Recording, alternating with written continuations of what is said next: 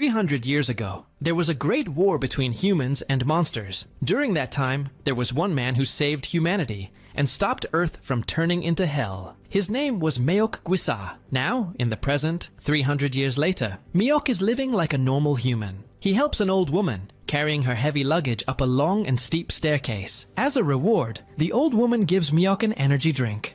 But instead of getting energy after drinking it, Meok suddenly loses all his strength and collapses unconscious. Then we find out that the old woman and her grandson are involved in organ trafficking at a nearby mill. When the grandson uses a surgical knife to cut open Meok's stomach, he sees something terrifying inside. Because inside Meok, there's a woman sitting. Suddenly, that woman rips through Meok's body and comes out, and immediately turns the old woman and her grandson into monsters using her hair magic. She is about to turn Meok into a monster too, and make him her servant. But just as she is using her hair magic on him, Meok suddenly gets up and bites off one of the witch's fingers. Then he punches the witch so hard that she crashes through 2 walls and flies away. But the old woman, now a monster, grabs Meok and slams him down hard. The grandson, also a monster now, starts beating Meok up badly too. But just then, the witch emerges from the debris of the wall and says, "Wait, don't kill him yet." She inserts her hair into Meok's mouth and pulls out his soul, and then eats it. The moment his soul is taken out, Meok suddenly starts aging rapidly and looks like an 80-year-old man. At that moment, old Meok thinks to himself that he can't die yet. So he gathers all the remaining energy left in his body and uses a very ancient technique. He focuses all his power and releases it through his rear end, breaking free from the witch's hair grip. Smashing through the roof, he escapes from there. The witch then tells her monster slaves there's no need to catch him because the hell demon has awakened. The scene then shifts to a boy named Go-young, who is being bullied by his childhood friend, Jongbo. Jongbo says, "It's your birthday today, right? Here, take these chocolates and eat them." Go-young replies, "This is a bit too much." Just then, Jongbo slaps Go-young hard and says, "Don't talk back! Finish all these chocolates before I get back. I'm bringing beer for you, and you better drink that too." Saying this, Jongbo leaves. Go-young eats so many chocolates that he starts vomiting. While puking, he sees an old man approaching him. And this old man is none other than the monster hunter, Meok. Just as Go-young is about to call 119, Meok says, "The hell demon has returned." Go-young thinks maybe this old man has gone senile, and he's about to make the emergency call when Meok suddenly grabs his hand and says, "The hell demon has returned. If we don't act fast, this earth will become a living hell." Go-young, confused, asks, "Then what should we do?" Meok slowly stands up and says, "You have to eat me." Go-young stares at him and says, "What nonsense are you talking about?" Suddenly, Meok grabs Go-young's face, stretches his mouth wide open, and literally dives into it, like a snake crawling into its burrow. Go-young is left stunned, having no idea what just happened. Just then, Jongbo returns, holding a bunch of beer bottles and says, "Now you'll have to finish all of these." But at that moment, Go-young's mouth opens unnaturally wide, like an elephant's trunk, and swallows half of Jongbo. Jongbo barely manages to force himself out, using all his strength. Shocked and terrified, he yells, "Meok, the monster devourer!" Before Go-young can even process what's happening, Jongbo kicks him straight in the mouth and transforms into a dog-like monster. He starts viciously beating Go-young, punching, slamming, and finally picking up a whole tree and smashing its thick trunk straight into Go-young's mouth. Jongbo is now ready to devour Go-young. But in that moment, Go-young's mind is flooded with memories of everything he's endured in life. All the suffering he silently bore, in hopes that one day it would all end. But it never did. Something snaps. Go-young throws a single punch at Jongbo, with so much force that half of Jongbo's shoulder gets obliterated. Jongbo, now terrified, begs, "Please don't kill me. We're childhood friends, remember?" But a voice echoes from within Go-young, "Finish him."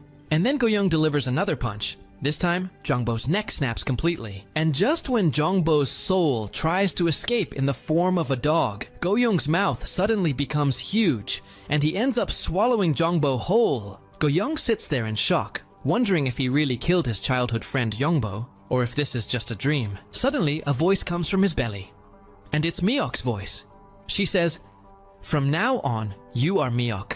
This is your destiny. It's you who must save the world now. Monsters are now entering the human world from hell. They eat humans, and there are 2 types of monsters. One that eats human meat, and the other that consumes human fear. I'll leave everything to you now," Meok says, and disappears into his belly. The next day, when Go-young goes to school, he notices that Jongbo hasn't shown up. That means what happened yesterday wasn't a dream. Soon after, Jongbo's friends come and ask Go-young where Jongbo is and why he hasn't come. Go-young says he doesn't know. They warn him not to mess around again and leave. A little later, Go-young starts to feel extreme pain in his stomach. He runs to the toilet, and while sitting on the seat, he starts thinking, what just happened?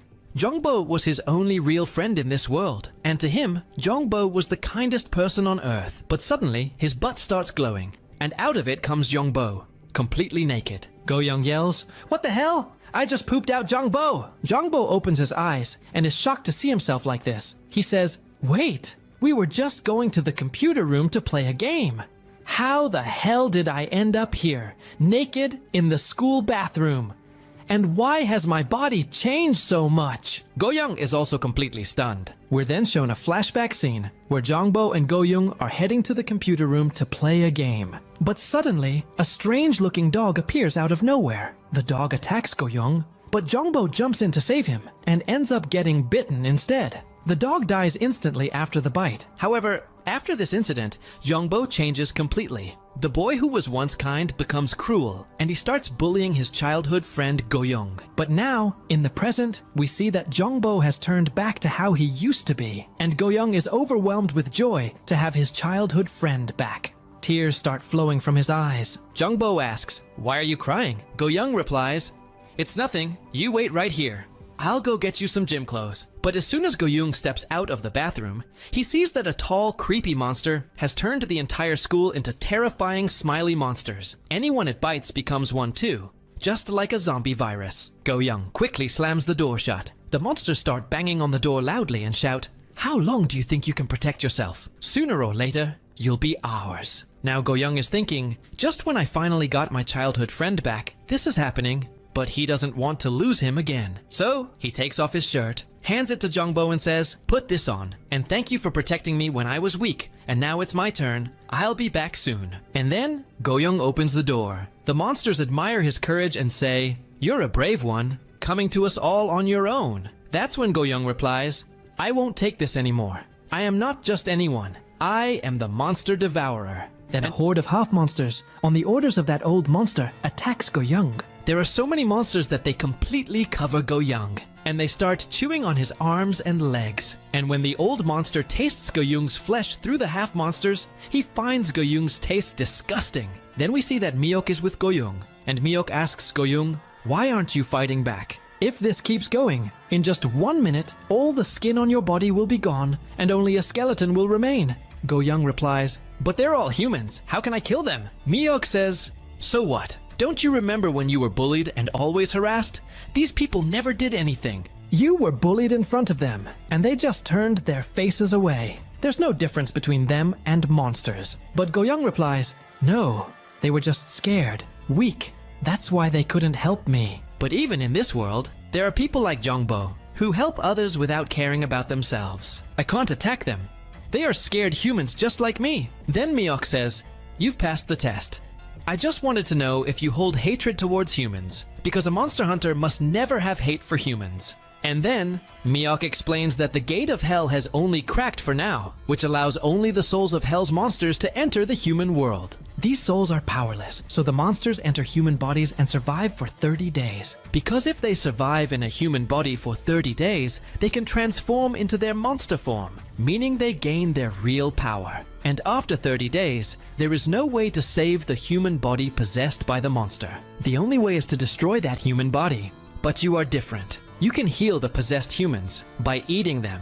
When you eat them, the monster soul gets digested in your stomach, but the human body comes out through your rectum, just like Jongbo. But remember this, if you have even a little hatred for humans inside you, then you'll digest the human body along with the monster. And keep in mind that the secret of your power is your hunger.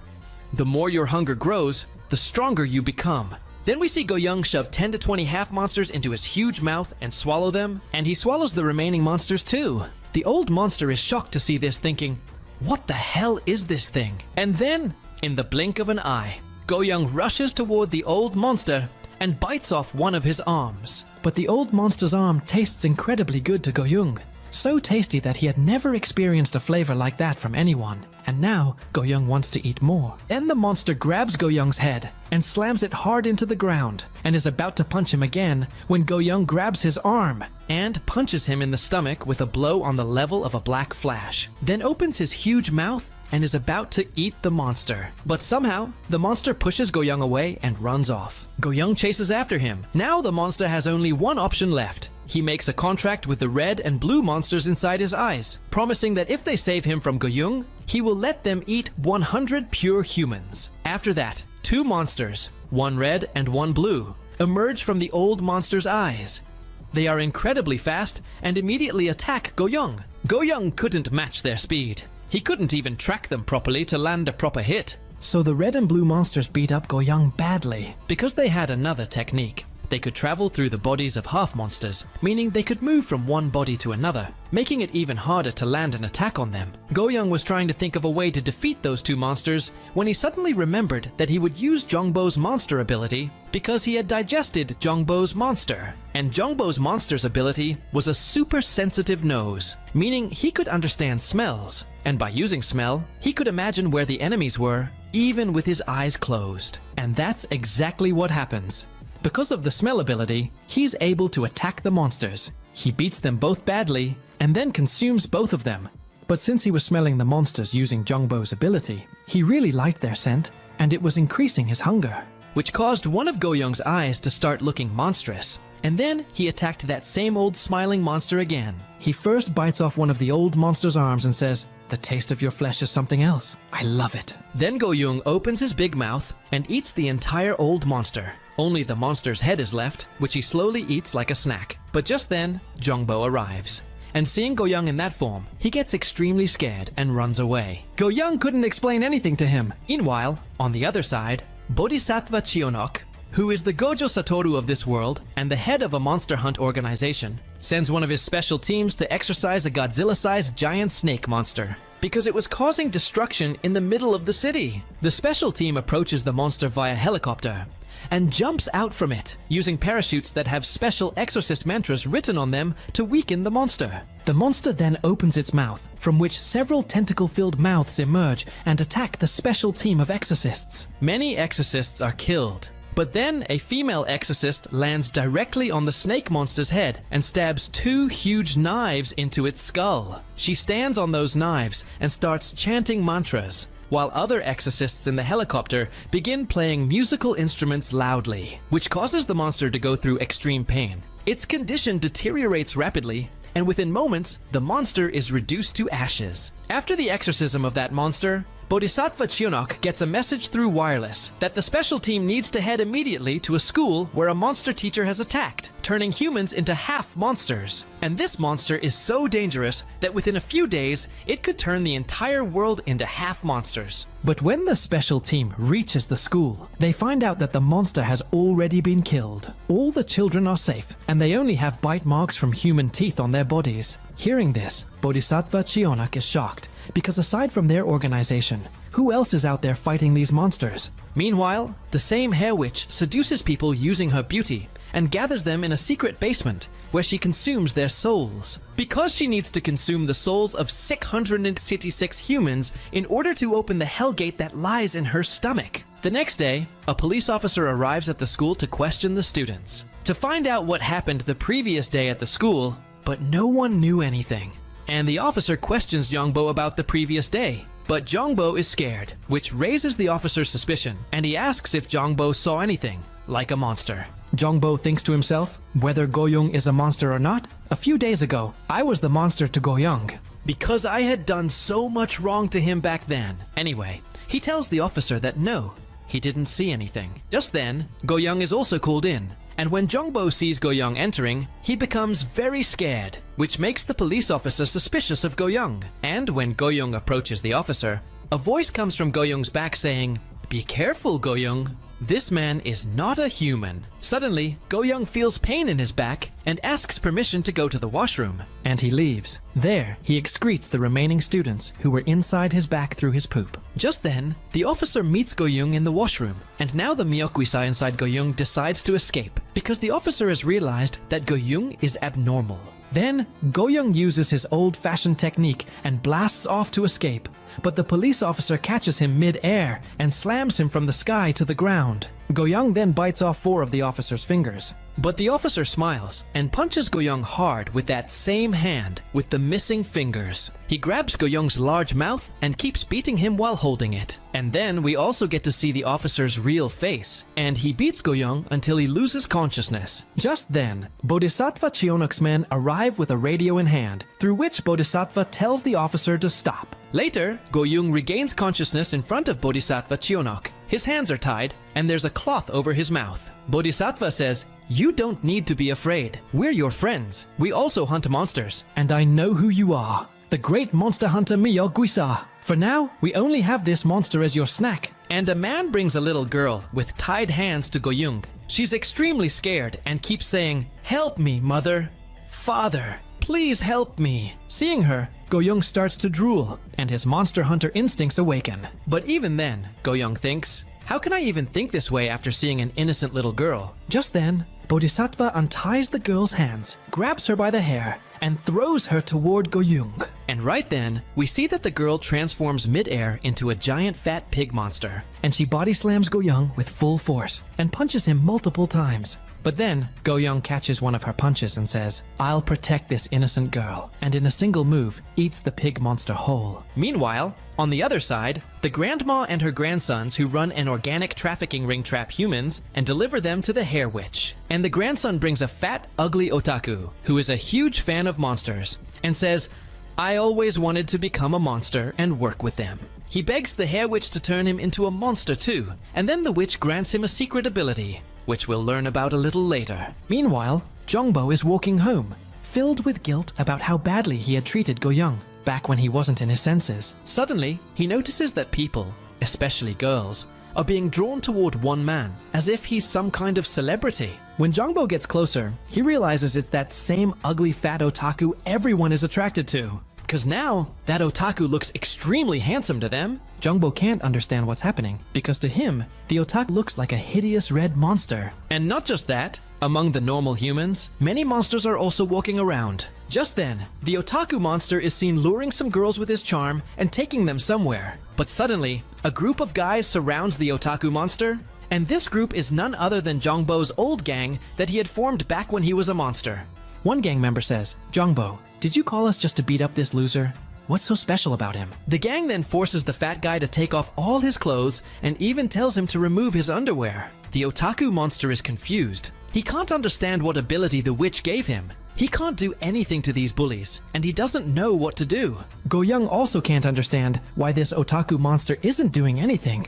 Then we see the otaku's skin slowly begin to tear apart, and from inside, a red-colored ugly face emerges. And the smell from that red monster makes Jongbo's entire gang start kissing each other. The whole atmosphere turns into chaotic gay romance.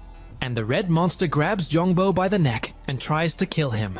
But just then, Go-young enters and saves Jongbo. Although Jongbo falls unconscious, Go-young starts beating the red monster using his old-fashioned technique. Go-young tries to eat the monster, but he fails, because the red otaku monster is not weak yet, and until a monster becomes weak, Go-young cannot eat it. At that moment, Go-young's energy runs out, and he is unable to use his old-fashioned technique anymore. The red monster beats him badly, and Go-young is unable to make a comeback. The monster was too strong. He shapes his fingers into a bow and shoots his claws toward Go-young. Go-young is in immense pain, and the red monster continues to torture him. But just then, Go-young's inner monster hunter, Miyok Guisa, awakens, and we see his real form, who had already ripped off both arms of the ugly otaku monster. And this entire scene was being watched by Bodhisattva Cheonok through CCTV, and he was shocked that the monster hunter awakened into his full form so quickly. Meanwhile, the taste of that lust monster was feeling extremely disgusting to Miyok Guisa, because he felt like this lust monster was Demon King Yomura, and the taste of Demon King Yomura was heavenly. But still, just to fill his stomach, Miyok kept attacking that lust monster and kept eating its body parts, and now only its head was left. On the other side, Bodhisattva calls number 23, the same one who had first captured Go-young and brought him to the Bodhisattva. Bodhisattva tells number 23 to stop Miyok, and even if he has to use his full power in the process, he can, but he must not kill Myeok Gwisa. Number 23 feels very happy that now he can fight Myeok without any restrictions, and he believes that to defeat the Hell Demon, Myeok Gwisa is not needed. He alone has the power to kill the Hell Demon. And here we find out that this number 23 is actually a descendant of Son Goku, and he goes off to stop Goyoung. And then we learn through Bodhisattva that Myeok Gwisa, the monster devourer, is also a monster himself. Not only that, he's a monster from the very bottom level of hell. He explains that at the bottom of hell live the weakest and dumbest monsters, who survive by eating each other. The strong ones eat the weak ones. Even newborn monsters are eaten. In the minds of those monsters, there's nothing except the urge to eat. And the most shocking thing is that those monsters don't even have an anus. So whatever they eat just keeps accumulating in their stomach. And eventually, a time comes when their stomachs explode from overeating, and they die. But one young monster from the bottom realized that if he wanted to survive, he had to eat. But if someone killed him, how would he survive? So, to stay alive, he had to kill others and eat them. And then that young monster used a sharp bone to create an anus in himself, so he could eat more and stay alive. And then he even ate Hell King Yamura. Then we are shown the present scene, where Myeok Gwisa is eating the head of the lust monster. Just then, number 23 makes his entry, and he says, "You're in serious trouble now." But before he can finish, Myeok eats half of 23's body. And it happens so fast, it feels like nothing even happened. But nothing actually happens to 23. We see him again in full form, because there are multiple clones of him present there. The clones keep attacking Myeok, but Myeok's speed is so fast that half of 23's bodies get eaten before anyone can even notice. To the eyes, it looks like Myeok is just standing still. Then all of 23's clones attack Myeok at once. They are so many in number that they completely cover him. But Myeok uses his 9-directional technique, which looks like a solar flare. But in reality, it's a deadly laser beam that wipes out all of 23's clones. Because of Myeok's technique, the lust demon's effect also disappears, and now everyone starts coming back to their senses. Goyoung's friend Jongbo also wakes up from unconsciousness, and he remembers how Goyoung saved him from the lust demon, and then he sees that Goyoung is fighting with someone. Meanwhile, 23 is in bad shape from Myeok's attack, but he figures out a way to defeat Myeok. He realizes that Myeok was recovering his strength by eating 23's clones, so 23 stops creating clones and attacks Myeok alone. Then Myeok attacks him again with that same beam, but this time 23 blocks the attack. However, Myeok is now running out of energy and starts reverting to his human form. Taking advantage of this, 23 lands a powerful kick on Myeok, making blood come out of his mouth. Now 23 feels sure of his victory because Myeok has no source of energy left. But Myeok eats both of his own hands so that he can attack again, and he launches an attack on 23, which destroys the right side of 23's body. But after this attack, Myeok reverts to his human form, that is, Goyoung. But now 23 is beyond furious, and he completely ignores his promise to the Bodhisattva about not killing Myeok, and starts preparing a deadly attack to kill Goyoung. Just as 23 is about to attack Goyoung, Jongbo steps in and says, "I won't let you kill my friend." But 23 is blinded by rage, and he attacks Jongbo. But the attack has no effect on Jongbo. Instead, 23's own fingers break. Then Jongbo punches 23 with full force, knocking him far away. 23 can't understand how a normal human could be this strong. He attacks Jongbo again, but Jongbo catches the attack effortlessly. And then we find out that the Bodhisattva is inside Jongbo, and he is extremely angry at 23's actions. He says, "How dare you disobey me? How dare you not follow Dharma?" And because of the sacred jewelry on 23's head, he begins to feel a severe pain in his head that he cannot bear, and he begs the Bodhisattva for forgiveness, saying,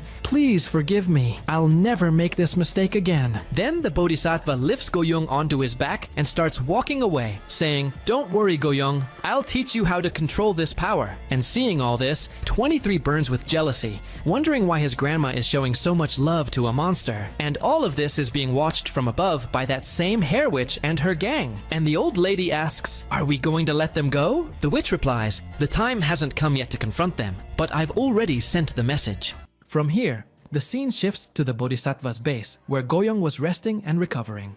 Suddenly, he has a dream. In that dream, he sees the king of hell, Yomra, and standing in front of him is the monster devourer. Yomra praises the monster devourer, saying that he climbed up from the very bottom of hell, where only the strongest top-class monsters exist, devoured every single one of them, and now he's aiming to eat even the great king of hell himself. Still, Yomra doesn't take him lightly at all. He recognizes that the monster devourer is a being created by God, and fights him with full power, declaring that the devourer will end here. As soon as the dream ends, Goyong's eyes snap open. So-young, who was watching over him, immediately reports it to Cheon-yok Bodhisattva. Goyong remembers nothing except that he was fighting a lust monster. He has no idea where he is now. So-young explains that he is at the Bodhisattva's base, and that the monster has already been killed. She is shocked because normally, when a monster bodies are cut or destroyed, it takes hours for them to regenerate. Yet Goyong's arms, which the monster devourer had completely eaten to restore power, grew back in just a few minutes.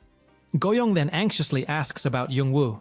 Where is he? Is he okay? Right at that moment, Jungwoo enters the room. He tells Goyong that he remembers everything now. When he was possessed by the monster, he bullied and even harassed Goyong, yet Goyong still protected him. Jungwoo thanks him with all his heart. Goyong immediately replies that of course he protected him.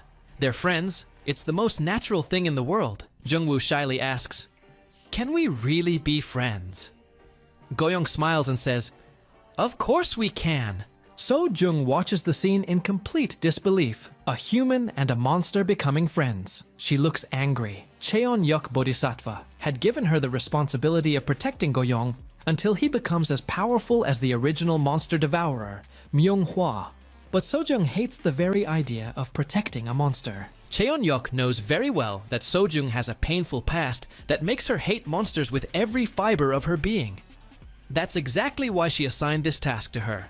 She doesn't want Goyong to start hating humans. If he ever does, he will begin digesting humans along with monsters, and the new monster devourer will become the greatest threat to humanity. Therefore, So-jung carries the biggest responsibility of all, protecting humanity itself. Suddenly, Goyong's stomach growls loudly. He embarrassedly asks So-jung where the bathroom is. This time, he really can't hold it. When he finally relieves himself and looks into the toilet, he's shocked. It's the same lust monster he just fought. Although Goyong digested the monster completely, he somehow expelled the human vessel alive. So-jung arrives and is equally stunned to see that Goyong really ejected a living human from his body. As soon as the chubby guy starts regaining consciousness, So-jung kicks him in the face and shouts, "How dare you become a vessel for a monster and betray humanity? That sin is as great as feeding a nation to ruin. The punishment is death." The moment he hears the word death, the guy panics. So-jung slaps a talisman on his forehead so he can only speak the truth, and since she can't carry the heavy guy herself, the talisman forces him to walk on his own. Next, the chubby man is brought into a meeting room and laid on a table. Present there are representatives of every exorcism unit in the world. These units were created 300 years ago, after Hell Demon destroyed everything. The highest ranking member, Level 1 Exorcist Cheon-yok Bodhisattva, questions the man. Class 1 exorcists Cheon, Sujen, and others want information about Hell Demon. Some think it's a Hell Demon trap. One exorcist asks if magic is really stronger than modern human science. 6th exorcist Nova explains that they're talking about Hell Demon, so science doesn't apply here. The same exorcist complains that no one is trying to understand him. How can they fight monsters with unscientific methods forever? 7th exorcist Ivan angrily asks why he sold their brand new unit car and why his ability looks so suspicious. The man calmly replies that his plan is to spread electric cars across the planet and to get humans to Mars as quickly as possible. He wants to prove that monsters can be defeated with technology too, not just old spiritual methods. Saying this, he fires his rocket-powered prosthetic hand across the room, puts on his glasses, and declares that very soon, AI will become the most important thing in human life. Even still doesn't understand anything except that this guy sold their car. Just as he's about to attack, the man punches him first with the rocket hand, saying he doesn't want to kill anyone. He's only showing them the future. Nova instantly grabs the man's arm and teleports him to the North Pole to cool off. While there, mushrooms suddenly start sprouting all over the man's body. Nova explains that Ivan's ability is mushroom-based, and some spores probably stuck when they touched. But Nova has already figured out that the whole drama was staged so the man could observe everyone's abilities. Back at school, Jungwoo is upset about his bad grades, but Goyong comforts him, saying he himself was never good at studying even in middle school. Jungwoo changes the topic and says they should play Coin Unite after going home. All the other students, who have already forgotten about the demon teacher incident, are shocked to see Goyong and Jungwoo being so close. Suddenly, the usual group of bullies shows up and asks Jungwoo what he's doing hanging out with this rat. They tell Goyong to go buy bread for them. Jungwoo gets furious at seeing them treat Goyong like that. Goyong calms him down and politely says he'll buy the bread if they give him money first. Hearing the word money, the bullies get even angrier. But when the leader looks at Goyong's mouth, he remembers the terror of almost being eaten and immediately hands over cash. The narrator explains, when a demon consumes someone with weak spiritual energy, that person's fear gets imprinted in their mind forever, so they unconsciously obey the demon's every word. While walking, Goyong suddenly feels something behind him. He turns around and finds the female bully from before grabbing his butt. She shouts that his butt feels really nice and runs away laughing. Meanwhile, at the North Pole, the man retracts his artificial arm. Ivan contacts Nova on the walkie-talkie, furious about both the car and the punch. Nova brought reconciliation takoyaki from a Japanese restaurant, Ivan's favorite, and explains that the whole fight was just so the man could see everyone's abilities. Everyone manages to calm Ivan down. Then, the atmosphere turns serious. Cheon says that since Hell Demon is currently at its weakest in centuries, they should attack now, instead of waiting for the monster devourer to grow stronger. Many agree. If Hell Demon opens the Hell Gate even once, stopping it will become impossible. They don't have time to wait. Nova worries what will happen if they fail, and end up becoming food for Hell Demon instead, making the gate even easier to open. Cheonyok Bodhisattva firmly refuses. She does not want a repeat of the tragedy from 300 years ago, when all the exorcists attacked together and were devoured. The story flashes back to that past. Cheonyok sees every single exorcist around her eaten by Hell Demon, who has grown massively stronger by consuming them. In an extremely short time, Hell Demon has already eaten 665 humans. After eating one final human, it will be able to open the Hell Gate. That last human is Cheonyok herself, from whom intense spiritual energy is pouring out. She decides that rather than letting Hell Demon eat her and open the gate, she will take her own life. But before she can, Hell Demon grabs her and slowly starts consuming her. In that desperate moment, Cheonyok prays with all her heart that someone, anyone, will come and save her. No, save the entire world from Hell Demon. Suddenly, someone appears, rips off Hell Demon's hair hand, pulls Cheonyok out, and apologizes for being late. If he had come sooner, he could have saved all the other exorcists too. That person is the Monster Devourer at the peak of his power, the original vessel who fully utilized every ounce of the Devourer's strength, Hang Gung-gyu. Then the Monster Devourer tells Cheonyok to hide in a safe place because it will be hard for him to protect her while fighting. But there was no safe place anywhere around. So without thinking twice, Gwang swallows Cheonyok whole and tells her that she will come out of his stomach safe and sound very soon. Seeing Gwang do this, the Hell Demon immediately realizes that he is the Monster Devourer. But the most surprising thing for her was, why is a Monster Devourer on the human side? Why isn't he supporting the monsters? Gwang tells her that he has a contract with the Monster Devourer. In exchange, Gwang will feed monsters like the Hell Demon to the Monster Devourer until this entire earth is cleaned of them. Saying this, Gwang jumps on the Hell Demon, and the battle between the two begins. Now, from here, we shift to Cheonyok, who is inside the Monster Devourer's stomach. There is a lot of space inside, and along with it, the Monster Devourer's memories are also present, which she starts watching. This is how Gwang's past, before he became the Monster Devourer, is shown to us. Before becoming the Monster Devourer, Gwang was the governor of a village. The people of his village were dying of hunger because there was a terrible famine. Gwang could do nothing for them except pray.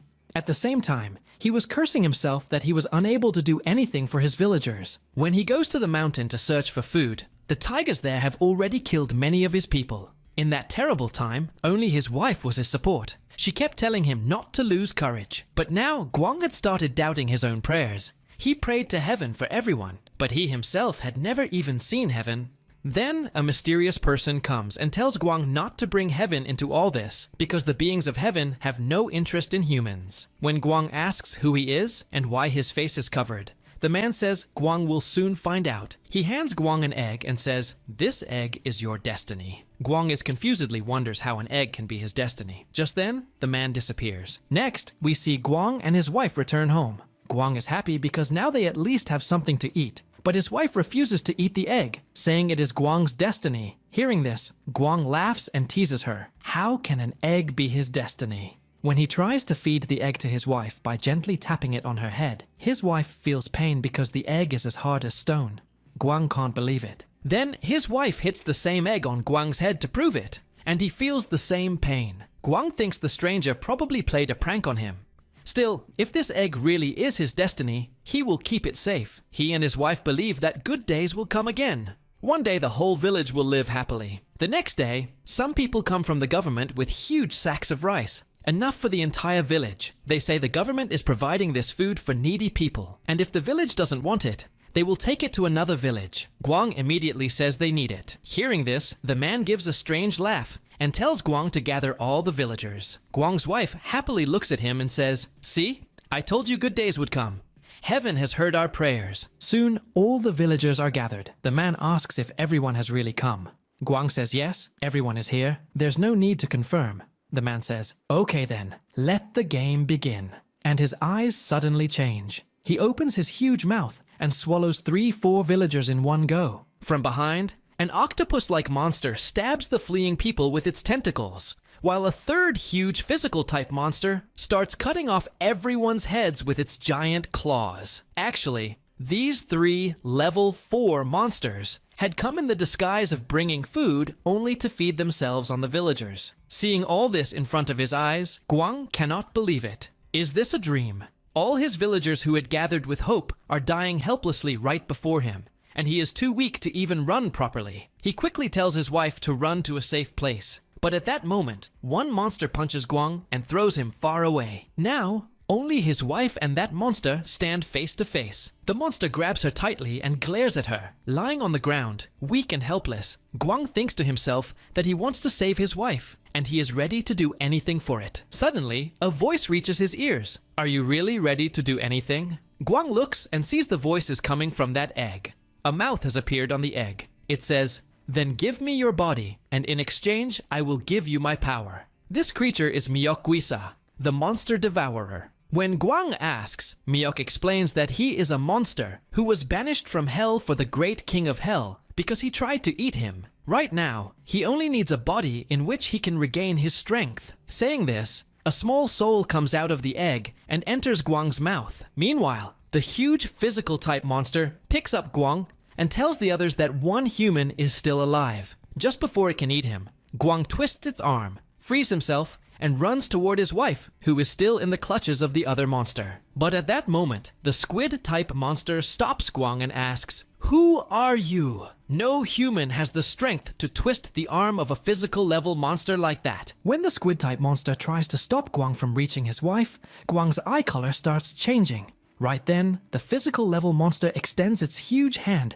and swings it toward Guang. Seeing this, the squid monster scolds it, saying it almost cut off his arm. The physical monster apologizes and says it got too angry. Then, Guang breaks that huge arm and swallows the entire physical-level monster in one go. Seeing this, the squid-type monster is shocked and thinks, "What the hell is this thing?" Guang swallows the squid monster too and goes straight to the crocodile-type monster. That monster is already stunned that Guang defeated 2 level 4 monsters so easily. It immediately attacks Guang with flames, but the flames have no effect on Guang because he had copied the physical level monster's ability and protected himself. Using the copied abilities of both monsters, he attacks the crocodile monster so powerfully that its whole body is torn into pieces. Now the last monster also realizes that Guang is eating them and copying their abilities. That means this is the monster devourer, Myeok-gwisa. After eating the final monster, Guang clears the entire area of monsters. He immediately returns to normal, runs to his wife and asks,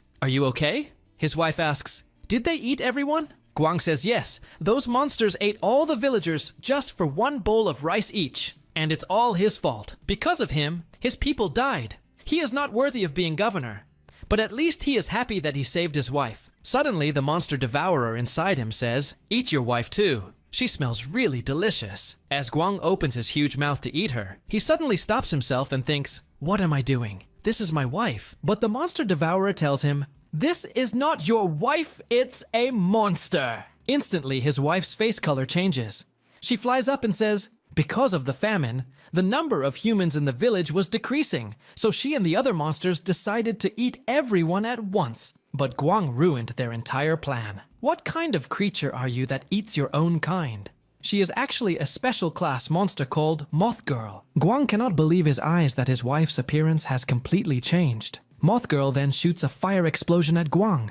A huge explosion happens, but Guang walks through it toward her, ready to eat her. She keeps shooting explosions while flying, but Guang keeps moving forward. Now Guang realizes all the dead bodies found in the mountains were said to be eaten by tigers, but no one in the village had ever seen a tiger. During the famine, when everyone else was becoming skinny and weak, only his wife remained the most beautiful, as if she was eating full meals every day. Mouth Girl charges her ultimate attack, a massive explosive ball. Guang, with tears in his eyes, says, "I don't want to kill you." But the monster devourer keeps pushing him to eat her, giving him access to many powers. One of those powers is seen when Guang creates a huge soul mouth on his hand to eat her attack. When Moth Girl sees that the monster devourer even ate her ultimate attack, she gets scared because now that same attack is coming back at her. The name of this move is 9 Direction Blast. It consumes the enemy's magic and uses it against them. After using the move on Moth Girl, a massive explosion happens. Moth Girl falls flat on the ground, completely defeated.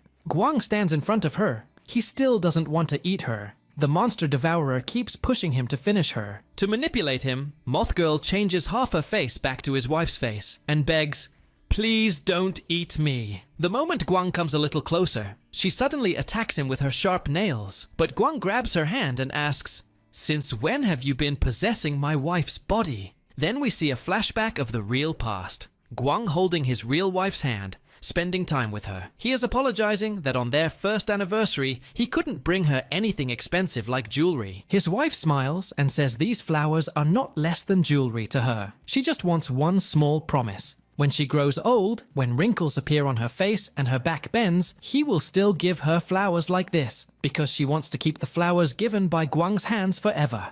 Now in the present, Moth Girl tells him that she has been possessing this body ever since Guang bought shoes for his wife. Maybe from the very moment they first fell in love at the Danu festival, their wedding, their first night together, everything is perfectly clear in her memory. Because the moment Guang became possessed by her beauty, he married a monster, not the girl in his memories. Then Moth Girl confuses Guang with her words and secretly prepares an explosion on her back to attack him from behind. Just before that explosion can kill Guang, his body suddenly transforms into full monster devourer mode. In one instant, Miyok swallows both the explosion and Moth Girl together. We can clearly see Guang slowly losing control of his body to Miyok. While Guang is screaming, Miyok shuts his mouth and warns him, "I will never completely devour your body or touch your soul. But if in the future you do anything stupid, I will instantly eat both your body and soul and take full control. Remember this well. If you ever let me go hungry, I will eat your soul instead." We see that Guang is still holding Moth Girl's hand. Because of that touch, he remembers the promise he made to his real wife. He had told her, "In return, you also have to promise me one thing. Even when I become an old, weak man with white hair, you will always keep holding my hand." After telling Guang all this, the monster devourer returns control of the body to him. In that moment, Guang cries and tells Myosa, "Don't worry, I will never let you stay hungry. I will eat every single monster in this world." We can feel the pure rage inside Guang. After watching Guang's entire past, a path opens for Bodhisattva Cheonyuk to come out of the stomach. When she regains consciousness, Guang is sitting right beside her. His one arm is missing. Cheonyuk asks, "Are you okay?"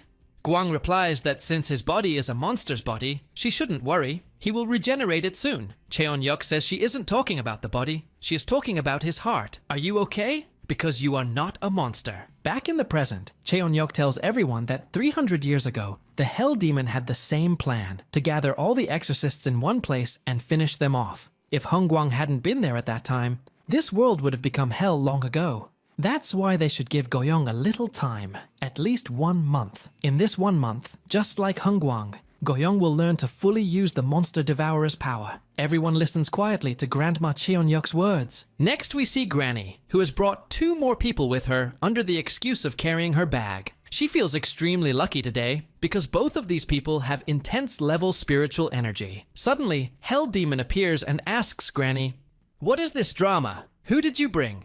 These 2 are not human." Immediately, someone grabs Granny's neck. The decent-looking guy praises Hell Demon's senses and introduces himself as Dracula. The one holding Granny's neck is Werewolf. Both of them came because they heard Hell Demon is going to open the Hell Gates. But they don't want that, because if she does, chaos will spread in this world. They are here to stop Hell Demon so that their level, first and second class, remain stable in this world. Hearing this, Hell Demon laughs and says that first and second class are just numbers given by humans. Actually, both of them will feel very embarrassed because they are scared. If more powerful monsters than them come into this world, those monsters will turn them back into slaves. Right now, in the human world, they are the biggest fear of humans. After that, Werewolf slams Granny's head against the wall, transforms, and charges at Hell Demon to punch her. But Goblin suddenly appears, blocks the punch with his own punch, and saves Hell Demon. Still, Werewolf's punch has so much magic force that it bends Goblin's fingers and throws him far away. Dracula says, "A third-class monster can never stand against a second-class monster. Hell Demon, I'm talking to you nicely, so don't get violent." But Hell Demon calls both of them pathetic losers and awakens her full power. Dracula also transforms into his bat form because Hell Demon has already created a giant monster from her hair to fight them. In the next scene, we see Goyong, who is still inside his own stomach. He hears the Monster Hunter's voice, but he can't see the Monster Hunter anywhere. When the Monster Hunter tells him to look down, Goyong sees that the Monster Hunter has suddenly become very tiny and is sitting in a meditation pose. Goyong asks why he's so small. The Monster Hunter explains that this is a natural phenomenon. It's just the beginning of digestion.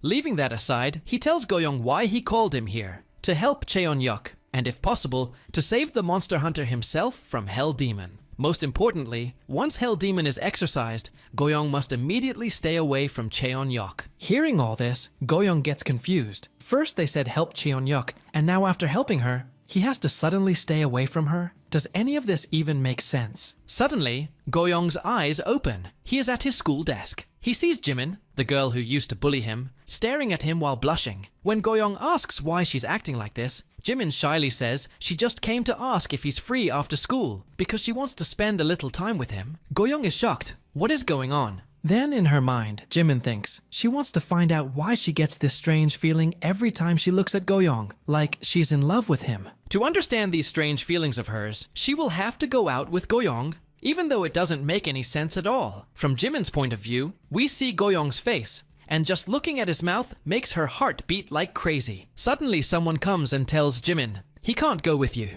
It's Sojong, dressed in a schoolgirl uniform, pretending to be a student. She adds, today Goyong has some work with me, so sorry he can't go with you. Seeing her, Jimin feels a little jealous. Who is this girl? But Goyong very sweetly requests Jimin, I'll spend time with you another day. Today, I really have something important. Just hearing Goyong's voice and seeing his mouth again makes Jimin's heart race, and she agrees. Next scene, after school, Sojong and Goyong are on the school rooftop. Sojong explains that EQ is the group of all the exorcists, the ones called EU. The entire ECHU has decided to give Goyong 1 month to become strong, because Hell Demon is getting stronger by eating humans every day. Goyong has to become even stronger than her quickly and defeat her in battle. From now on, Goyong's daily task will be to face at least level 4 monsters.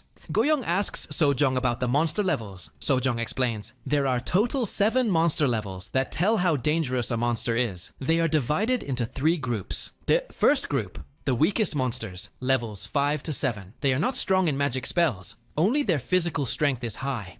Second group, intermediate monsters, levels 3 to 4. These use some magic spells, and the strength of those spells decides how powerful they are in combat.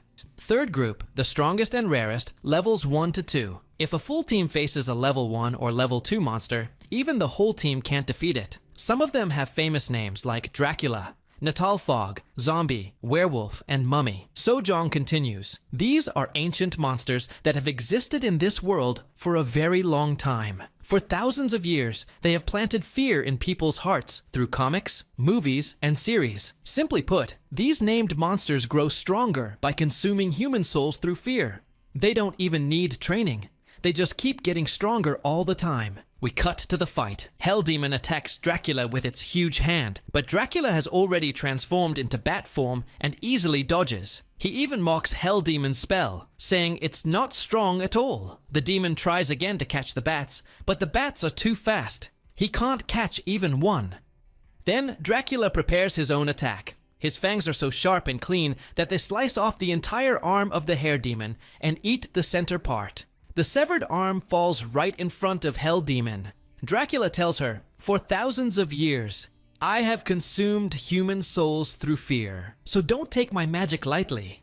Back to Sojong explaining to Goyong.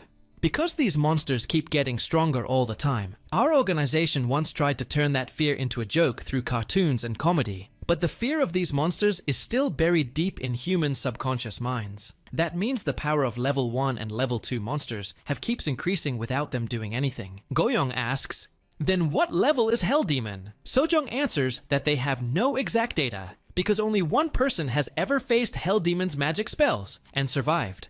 Hung Guang, the monster devourer. We return to the fight between Hell Demon and Dracula. Dracula tells Hell Demon to fight seriously because she still hasn't used any real magic spell. Hell Demon replies, "I'm already using my magic spell." Dracula thinks she's joking because until now she has only been fighting with the puppet made from her hair. But that's not true.